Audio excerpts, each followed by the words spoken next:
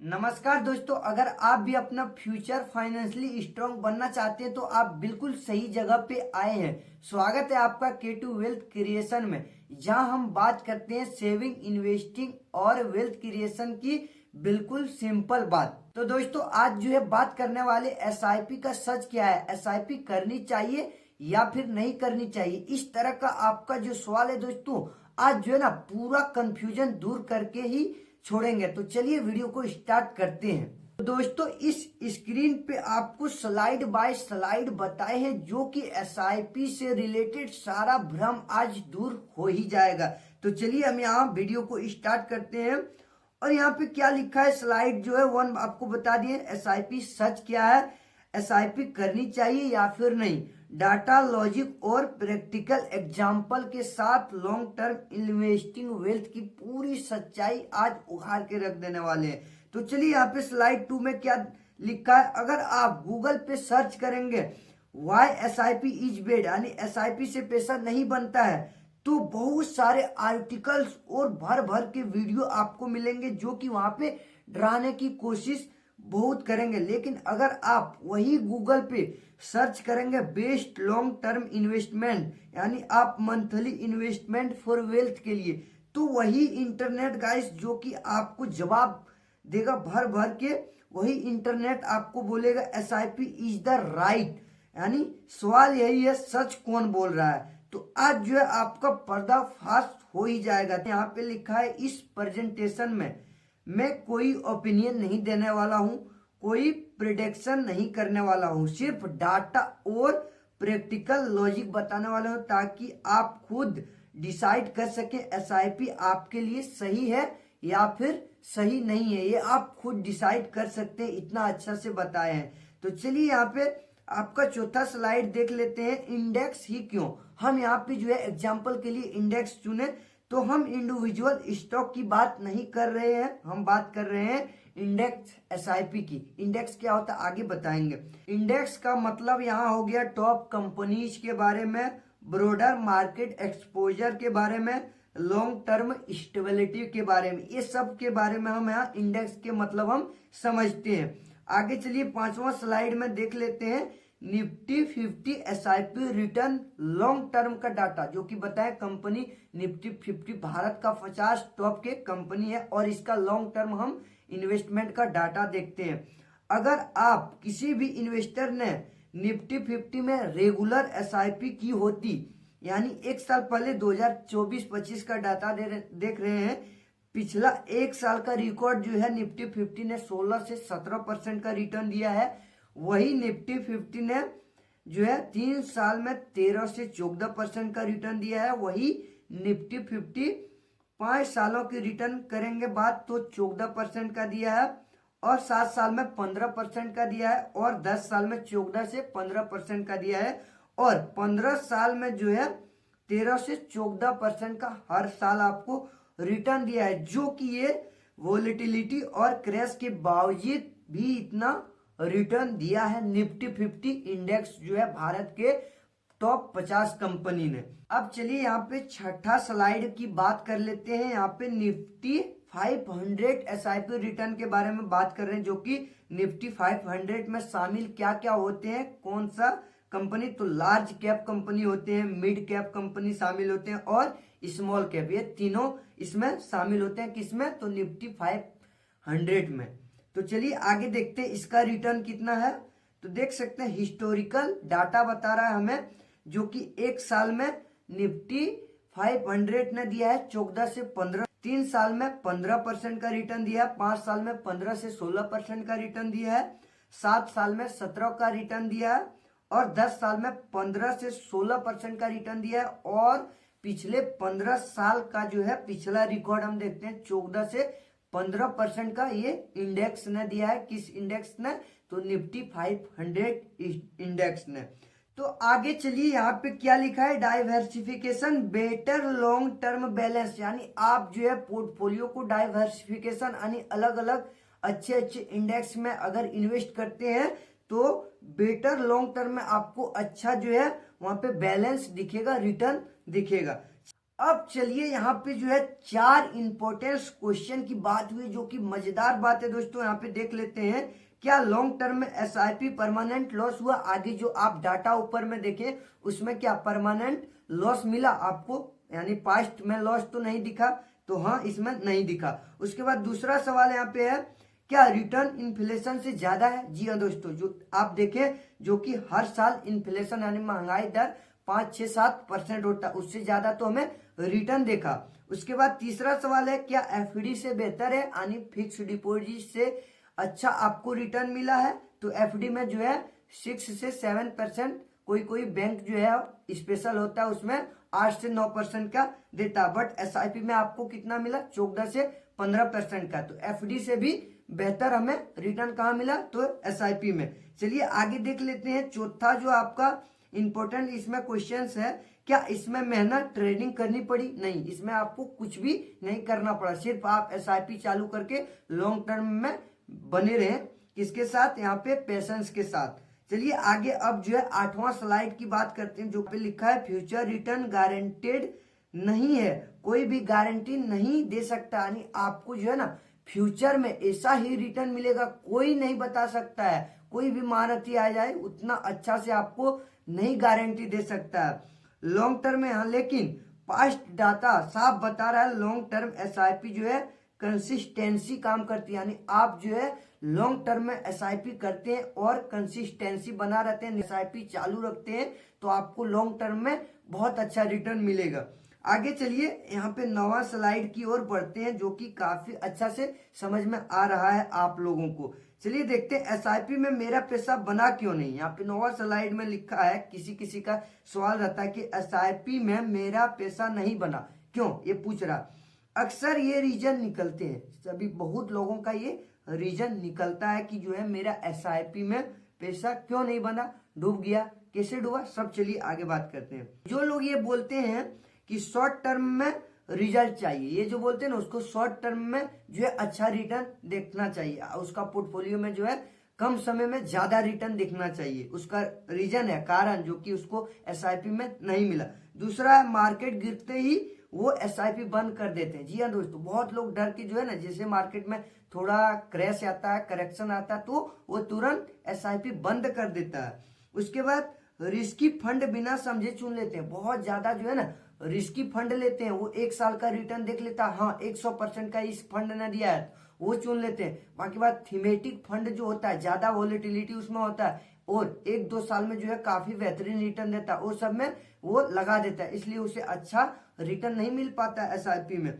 उसके बाद वो किसका दोष देते हैं? तो प्रॉब्लम वो देते हैं एसआईपी का, और प्रॉब्लम जो है पेशेंस की कमी होती है। और एसआईपी का मेन जो प्रॉब्लम होता है वो सबके पास जो है पेशेंस नहीं होता है, धैर्य नहीं होता कि हम बाजार में टिके रहे, चाहे वो करेक्शन हो या फिर मार्केट ऊपर जाए। जब मार्केट ऊपर जाता है तो पूरा एकदम जुनून के साथ मार्केट में पैसा हिला देता है, और जब भी मार्केट गिरना स्टार्ट होता है तो बेच देता है, पैनिक सिचुएशन क्रिएट करता है अपने मन को और वो बेच देते हैं। उस समय उसको क्या करना चाहिए? तो एसआईपी कंटिन्यू रखना चाहिए, और थोड़ा अगर एक्स्ट्रा पैसा रहता है तो उसमें टॉपअप करना चाहिए। बट ये गलती वो सब करते हैं और बाद में बोलते हैं कि हमें एसआईपी से अच्छा खासा रिटर्न नहीं मिला, यही उस सब का क्वेश्चन रहता है। तो आगे चलिए, अब जो है समझ में आ गया होगा कि एसआईपी से हमें रिटर्न क्यों नहीं मिला।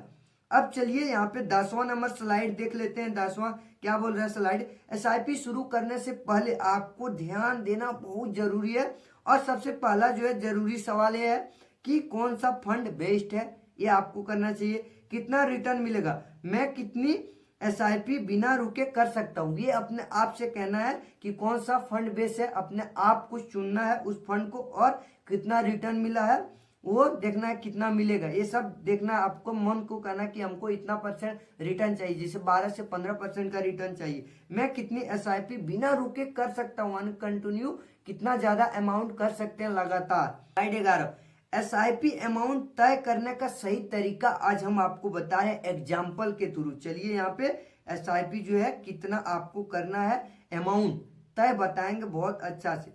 मान लीजिए अगर आपका एग्जाम्पल देख सकते हैं, मंथली इनकम अगर आपका 75,000 रुपए है और मंथली एक्सपेंस यानी एक्सपेंसेस जो आपका खर्चा यानी आपका कमाई 75,000 है, उसमें से हर महीना आपका खर्चा कितना है, 55,000 हम मान लेते हैं। आपका कितना भी हो आप इसमें कैलकुलेटर कर सकते हैं, 20,000 30,000 जो भी है, आप 1 लाख 2 लाख जो भी है इससे रिलेटेड कैलकुलेटर कर सकते हैं।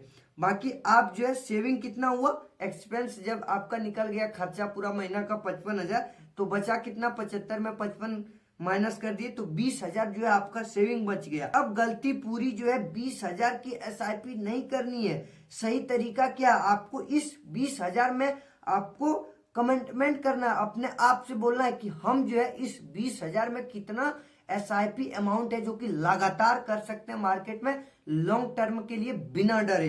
तो आपको अपने आप से बोलना है और एसआईपी स्टार्ट करना है।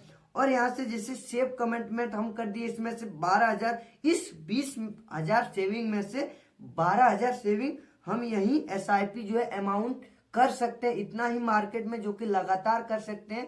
20,000 सेविंग होने के बावजूद भी हम 12,000 रुपए एसआईपी कर सकते हैं हर महीना। तो इस तरह से आपको जो है कमिटमेंट करना अपने साथ। अब चलिए यहाँ पे 12 नंबर स्लाइड की ओर बढ़ते हैं, मार्केट क्रैश और एसआईपी।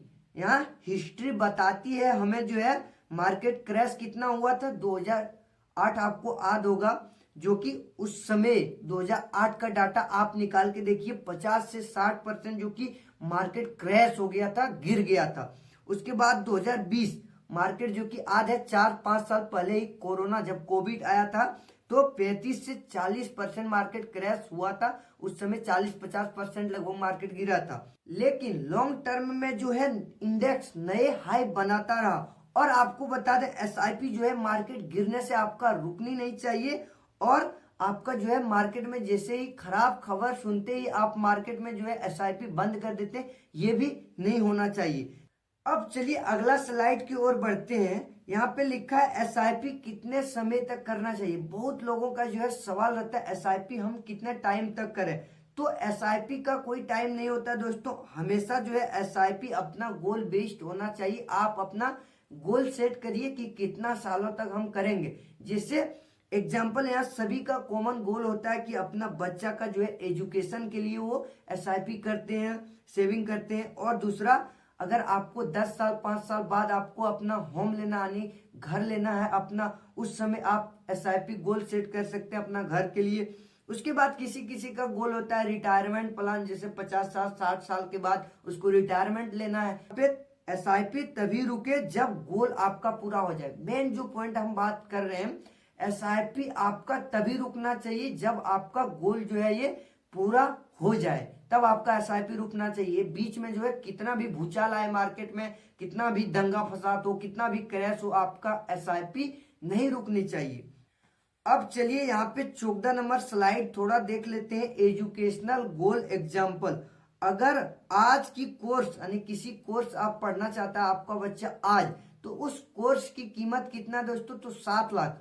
वही कोर्स अगर आज की कोर्स 12 साल बाद अगर वो पढ़ना चाहता है, तो उस समय अगर 6% मान के चलते हैं, इन्फ्लेशन बढ़ता है हर साल, तो उस समय जो है 7 लाख अगर आज है तो आज उस कोर्स को कर सकते हैं। बट 12 साल बाद उसी कोर्स को अगर आप पढ़ना चाहते हैं तो 14 से 15 लाख रुपए होना चाहिए। इन्फ्लेशन 6% अगर बढ़ेगा तो, अगर ये कम बेसी होगा तो यहाँ पे अमाउंट भी कम बेसी हो सकता है। तो एसआईपी प्लान देख लेते हैं कितना करनी चाहिए। तो हर मंथ जो है कितना एसआईपी करना चाहिए, 6500 रुपए। और इस पर अगर आपका रिटर्न हर साल 11 से 12% का भी मिल जाए, तो टाइम 12 साल के बाद जो है एक्सपेक्टेड कॉर्पस जो आपका बन जाएगा 16 से 17 लाख रुपए, जो कि 11 से 12% अगर मिले तब। अगर आप 6,500 रुपए हर महीना एसआईपी करते हैं तो, जो कि गोल प्लस सेफ्टी मार्जिन भी कवर्ड है इसमें 16 से 17 लाख रुपए में। अब चलिए आगे स्लाइड की ओर बढ़ते हैं। आगे स्लाइड को देखते हैं। यहाँ पे एसआईपी कम है, गोल बड़ा है। अगर आपका एसआईपी कम है और गोल आपका बड़ा है तो क्या कर सकते हैं, सोल्यूशन है स्टेप अप एसआईपी। जी हाँ दोस्तों, बेस्ट तरीका आपका अगर गोल बड़ा है और एसआईपी का अमाउंट कम है तो आप स्टेप अप एसआईपी कर सकते हैं। स्टार्ट में जो है 7,000 मंथली इन्वेस्ट करते हैं, एवरी ईयर इंक्रीज जो है 8 से 10% आपको इंक्रीज करना है, उसमें बढ़ाना है एसआईपी अमाउंट को। यानी स्टार्ट में अगर आप 7,000 रुपए कर सकते हैं तो पर ईयर यानी एवरी ईयर जो है उसमें 8 से 10% इंक्रीज कर सकते हैं, यानी उसे बढ़ा सकते हैं। इनकम बढ़े, एसआईपी भी बढ़ाना है आपका जैसे ही इनकम बढ़े उसमें एसआईपी भी आपको बढ़ा देनी है। लॉन्ग टर्म में बड़ा फर्क पड़ता है। अगर आप स्टेप अप एसआईपी करते हैं तो लॉन्ग टर्म में ना बहुत अच्छा कंपाउंडिंग होकर रिटर्न मिलता है। तो यहाँ पे एसआईपी सिर्फ इक्विटी नहीं होती है, यानी एसआईपी सिर्फ कोई इक्विटी में ही कर लेता है। तो यहाँ पे देखते हैं एसआईपी किसमें कर सकते हैं। इक्विटी म्यूचुअल फंड में भी कर सकते हैं, डेब्ट फंड्स में भी कर सकते हैं, और गोल्ड सिल्वर ईटीएफ वगैरह में आप एसआईपी कर सकते हैं, और थोड़ा थोड़ा अगर जानते हैं, और बिटकॉइन में भी कर सकते हैं। इस तरह का एसआईपी करने का जो है जरिया है। और दोस्तों बिगिनर्स के लिए बेस्ट एसआईपी आप लोग कर सकते हैं लार्ज कैप कंपनी में, मिड कैप कंपनी में और स्मॉल कैप कंपनी में बांट करके सभी में आप जितना % का करना चाहते हैं कर सकते हैं। जो कि आपको इस समय अगर कुछ भी नहीं जानते तो थीमेटिक फंड्स आपको लेना ही नहीं है।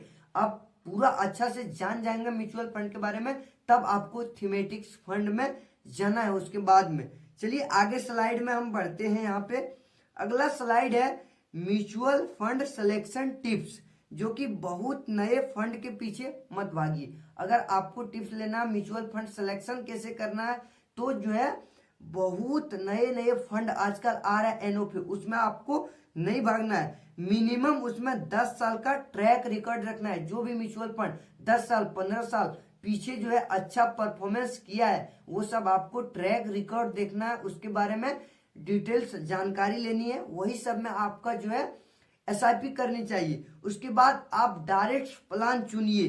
डायरेक्ट प्लान जो है उसमें एक्सपेंस रेशियो कम लगता है बजाय रेगुलर प्लान से। जो है रेगुलर प्लान में थोड़ा एक्सपेंस रेशियो ज्यादा होता है। एक्सपेंस रेशियो कम रखें, जितना कम एक्सपेंस रेशियो होगा उतना कम जो है लॉन्ग टर्म में आपको कम देगा। एक्सपेंस रेशियो क्या होता है, म्यूचुअल फंड से रिलेटेड बातें बहुत अच्छा इस चैनल पे वीडियो आपको बता दिए हैं, जाके देख सकते हैं। पहले उसे देखिए, उसके बाद इस वीडियो को आपको देखना है, जो कि आपको लंबा समय में जो एक्सपेंस रेशियो जो होता है दोस्तों 1-2% अगर कोई म्यूचुअल फंड लेता है तो रिटर्न के बाद जो है लॉन्ग टर्म में काफी ज्यादा फर्क देखने को उसमें मिलता है।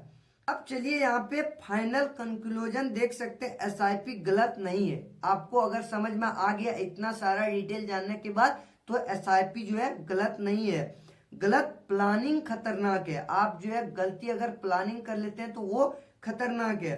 यानी discipline, time, consistency, long term wealth. अगर आप म्यूचुअल फंड एसआईपी स्टार्ट किए हैं तो आपको उसमें डिसिप्लिन रखना है, टाइम देना है, उसके बाद कंसिस्टेंसी उसमें बरकरार होनी चाहिए, और जो है तभी आपका लॉन्ग टर्म में वेल्थ अच्छा से बन पाएगा। अगर आप लोगों को ये वीडियो देखने के बाद सारा एसआईपी से रिलेटेड जो है डाउट सब क्लियर हो गया होगा। अगर आपको अब जो है फंड सिलेक्शन से रिलेटेड वीडियो चाहिए तो आप लोग कमेंट कर सकते हैं। अगला वीडियो में जो है आपका उससे रिलेटेड बहुत अच्छे फंड के बारे में बताएंगे और कैलकुलेट करके भी दिखाएंगे कि लॉन्ग टर्म में कैसे कंपाउंडिंग होकर रिटर्न मिलता है। तो दोस्तों अगर ये वीडियो अच्छा लगे तो एक लाइक कर दीजिए और दोस्तों के पास शेयर भी कर दीजिए। चलिए अब मिलते हैं अगले वीडियो में, तब तक के लिए बाय बाय, टेक केयर, धन्यवाद।